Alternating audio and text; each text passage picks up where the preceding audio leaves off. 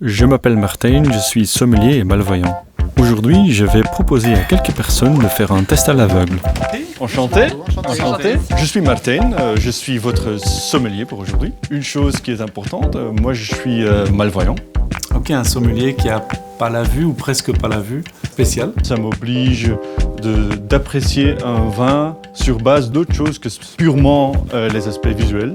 C'est sûr qu'en voyant une étiquette ou en voyant la robe d'un vin qu'il va regarder, il peut être influencé. Comme il ne les voit pas bien, cet aspect-là passe complètement à la trappe. Aujourd'hui, on va déguster le vin, mais les yeux bandés. Ah, excellent! Donc à l'aveugle, je sais que de toute façon, mes sensations vont être encore plus fortes. Et ce qui est encore mieux, on va accompagner le vin d'un plat et on va découvrir ensemble ce que fait cette alliance entre plat et vin.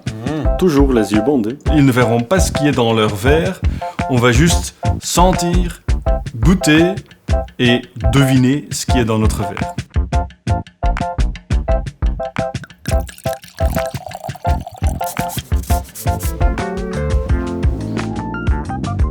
On commence par sentir. Oh, ça sent le peppercook. Le pain d'épices. Ouais. On a le même vin. Hein. Oui, on a le même vin. Oui. Ah, il y a un truc... J'ai envie de dire banane, mais j'en sais rien du tout.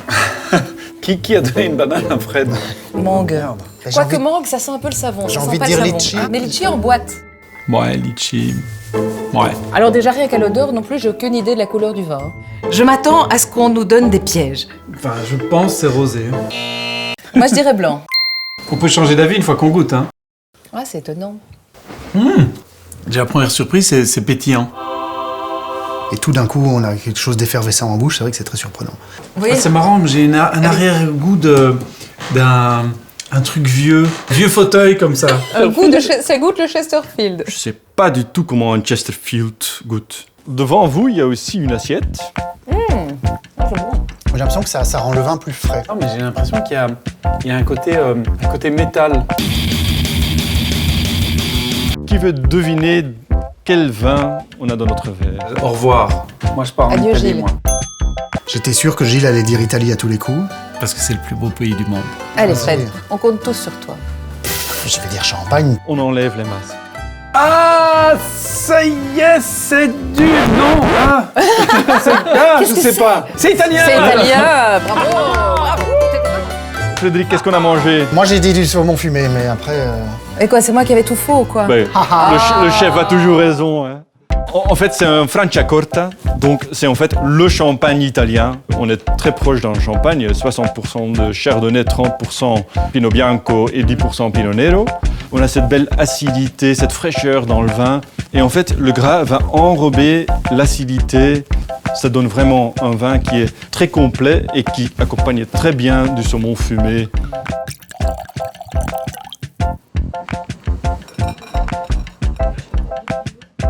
Orange.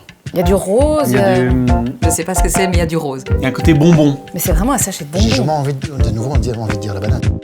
Banane. Non, pas banane. Non. Moi, je les ai pas sentis. C'est du vin rouge ou blanc? C'est du vin rouge. Rosé. Certainement pas en blanc. Certainement pas.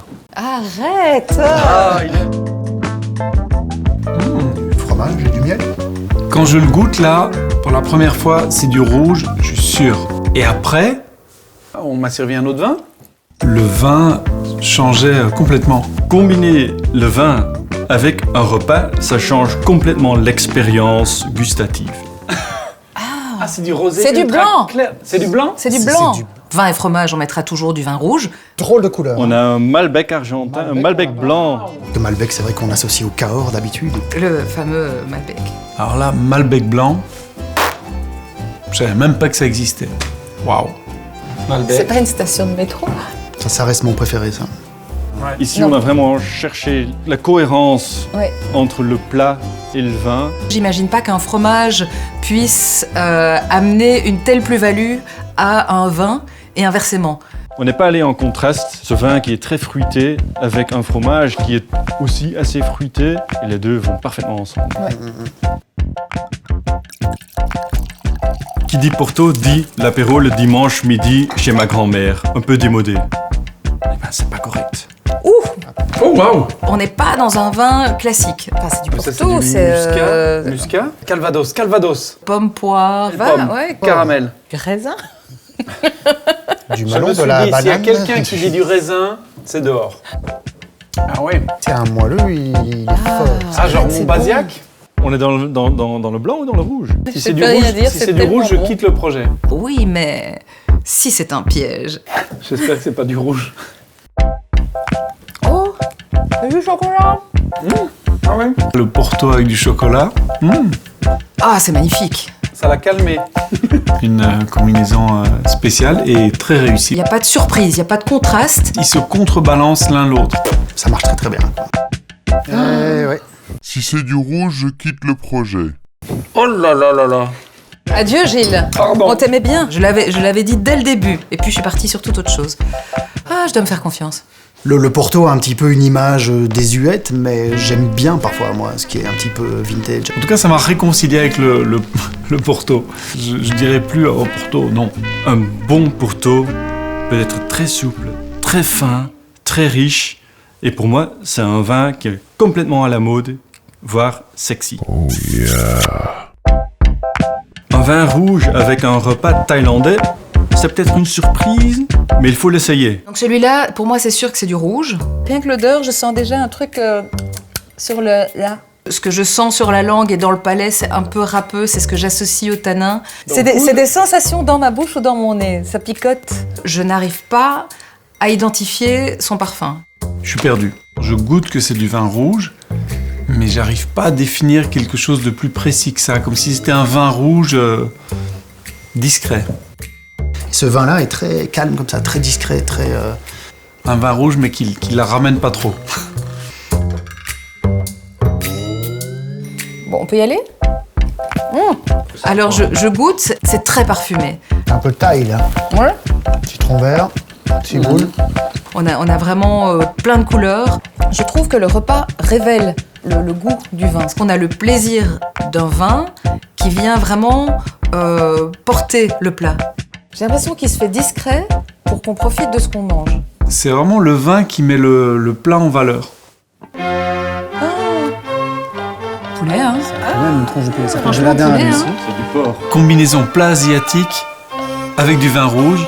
J'aurais jamais pensé à ça, c'est hyper bon. Le Quattro Passos, en bouche, il est très souple et il est vraiment à l'appui du repas. Il laisse le repas faire ce que le repas doit faire et il est là vraiment pour le supporter, pour le soutenir.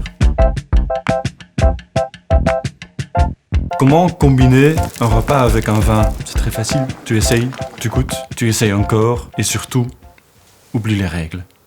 Il n'y a pas de verre, c'est une blague. Ah, ouais, c'est toujours pareil, banane, melon. Alors pour moi, ce vin blanc, première fois que je le goûte, il est bon, mais il n'est pas hyper structuré, il n'est pas très ouvert. Il est incisif comme ça. Un vin qui... Si je devais pousser ma sensation jusqu'à l'extrême, j'irais sur de la rétina. Retsina, ouais, non, ça c'est Steph. On l'a perdu, là. J'ai hâte de goûter le plat pour voir ce que ça va donner sur le vin et ce que le vin va donner sur le plat. Ah, ça sent bon. Et il y a du vin dans la cuisson. Donc je reste sur les pignons. Un coco vin, genre? Ouais, je dirais, il y a du vin dans la préparation. Ah, là, tout à coup, c'est hyper fruité. Le jour et la nuit. Là, c'était sûr que c'était du poulet avec un bon bouillon, etc.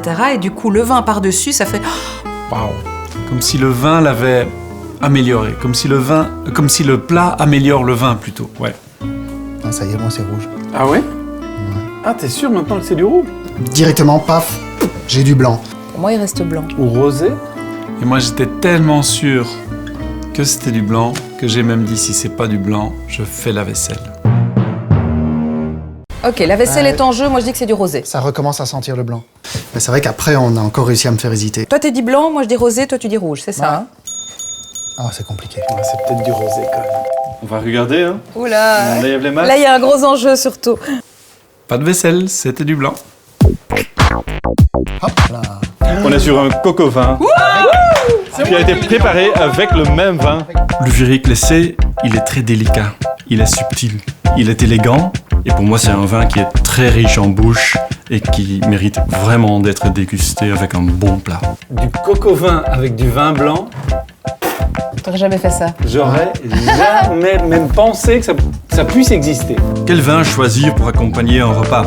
Il y a des règles. Rouge avec viande, blanc pour le poisson. Franchement, pour moi, ces règles, il faut juste oser et puis regarder ce qui goûte le mieux, ce que tu préfères. En fait, c'est ça qui compte. Deleuze, du côté de la vraie vie. Moi, j'aime faire la vaisselle. Pour être sûr, Fred, tu sens plus de banane là dans la vaisselle. Écoute,